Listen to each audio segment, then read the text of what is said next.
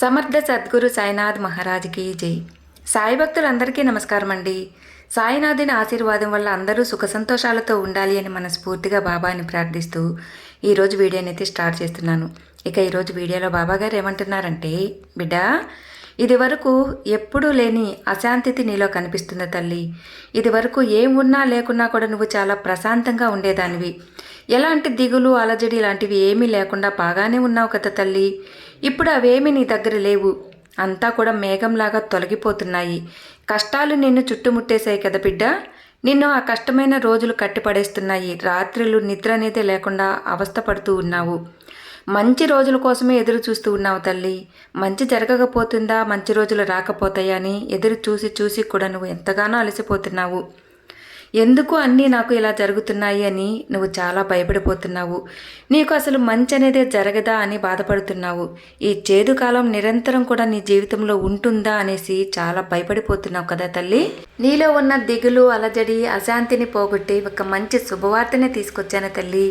2 నిమిషాలు మనసు పెట్టి ఈ బాబా సందేశాన్ని విన్నావు అంటే నీ జీవితంలోకి రాబోతున్న ఆ శుభవార్త ఏంటి అనేది నువ్వే విని చాలా ఆనందపడిపోతావు తల్లి అంటూ ఈరోజు మన బాబాగారు ఒక చక్కని వార్తతో మన ముందుకు వచ్చారండి. మరి బాబాగారు అందించబోతున్న సందేశం ఏంటి బాబాగారి మాటల్లోనే వినబోయే ముందు మీరు కనుక మన ఛానల్ని ఫస్ట్ టైం చూస్తున్నట్లయితే సబ్స్క్రైబ్ చేసుకుని వీడియో ఫుల్గా చూడండి. అలాగే ఈ వీడియో మీకు నచ్చింది అనుకుంటే తప్పకుండా ఒక చిన్న లైక్ చేసి వీడియోకి సపోర్ట్ చేయండి. ఇంకా బాబాగారు ఏమంటున్నారంటే, బిడ్డ, నీకు ఇంతవరకు ఎప్పుడూ లేని అలజడి అనేది మొదలైంది. నిజాయితీగా ఉన్నా కూడా ఎందుకు నాకు ఇలా జరుగుతుందని బాధపడుతున్నావు. చివరికి నా తండ్రి సాయినాథుడు కూడా నన్ను కష్టకాలంలో వదిలేశాడే అని అనుకుంటున్నావు కదా. బిడ్డ, దిగులు పడద్దమ్మా.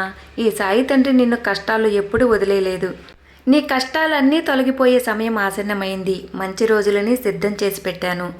ఆ సమయం త్వరలోనే వస్తుంది తల్లి, దిగులు పడకు. పట్టపగలే నాకు చీకటిమయం అయిపోయింది అంటూ, సంతోషం అనేదే లేదు అంటూ దుఃఖంతో అనేక మార్లు ఈ బాబా దగ్గర చెప్పుకొని ప్రార్థన పెడుతూ ఉన్నావు. మొత్తానికి నువ్వుగా లేవు తల్లి. దిగులు పడకు. ఇది నీ కష్ట సమయం అనుకోకు తల్లి. కష్టాలు దూరం చేసే బాధ్యత నా మీద పెట్టు. నీకు కొన్ని విషయాలు చెప్పే తీరాలమ్మా. మనసు పెట్టి విను. ఎవరితో చెప్పుకోకుండా రహస్యంగా ఈ బాబా సందేశాన్ని విని తల్లి. నీ భవిష్యత్తు మీద నీకు ఆశ పెరగాలి.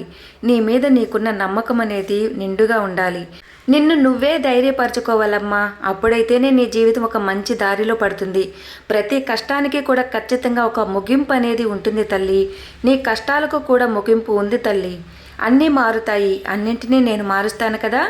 నీకు చాలాసార్లు అనిపించే ఉంటుంది కదా తల్లి, మంచివాళ్ళు ఎందుకు ఇంత కష్టపడుతున్నారు, చెడ్డవాళ్ళు ఎందుకు సుఖపడుతున్నారు అని. అది ఎప్పుడూ నిలవదు తల్లి. కలకాలం నిలిచేది మంచితనమే. నీలో ఉన్న ధైర్యాన్ని నింపుకొని సాయి మాట విను తల్లి. ఈ రోజు నుంచి కూడా నీ కష్టాన్ని ఇష్టంగా భరించటం అలవాటు చేసుకో. దేన్నైనా సరే ధైర్యంగా ఎదిరించి నిలబడు. మంచివారు, న్యాయబద్ధంగా ఉండేవారు అదృష్టవంతులే తల్లి. ఎందుకంటే వారు దైవం అనుగ్రహంతో ఉంటారు. దైవం ఎప్పుడు కూడా న్యాయానికే సహాయంగా ఉంటుంది. ఎన్ని కష్టాలు నిన్ను బాధించినా, దుఃఖాలు చుట్టుముట్టినా, చీకటి అలుముకున్నా కూడా నీలో ఉన్న ఆ మంచితనం అనేది ఎప్పుడూ విడవలేదు. సహనాన్ని కోల్పోకుండా మంచి మార్గంలోనే ఓర్పుతో నిలిచావు తల్లి. అందుకే సాయి భక్తునిగా నువ్వు నిలిచావు. ఈ సాయి తండ్రి నీకు తోడుగా నీడగా ఉన్నాడు అని గట్టిగా నమ్ము తల్లి. నువ్వు చేసేది చేస్తూనే ఉండు. నీకు అన్నిటినీ కూడా అనుకూలంగా జరిగేలా చూస్తాను.